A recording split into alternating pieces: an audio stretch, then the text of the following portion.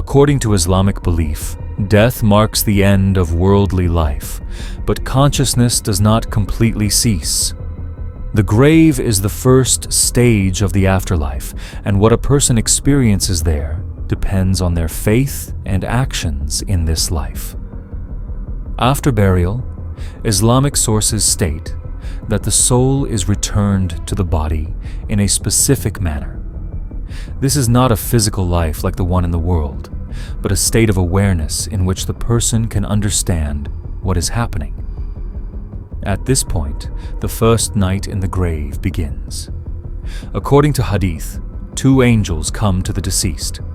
These angels are known as Munkar and Nakir. They ask 3 fundamental questions. Who is your Lord? Who is your prophet? What is your religion? These questions are not meant to test memorized information. They reveal what a person truly believed and lived by. Answers are not given by the tongue, but by the life the person lived. If a person lived with sincere faith, the grave is expanded and becomes a place of comfort. Islamic narrations describe light, peace, and a window opened toward paradise. This state continues as a waiting period until the Day of Judgment. For those who rejected faith or knowingly turned away from the truth, the grave becomes a place of constriction and distress. Hadith literature describes this as a form of punishment and discomfort. The grave, in this case, is not a place of rest, but a warning stage. The life of the grave is not the final judgment. Final accountability occurs on the Day of Judgment. However, the grave is where the first signs of a person's ultimate outcome begin to appear. For this reason, Islamic teachings describe the grave as either a garden from paradise or a pit from hell.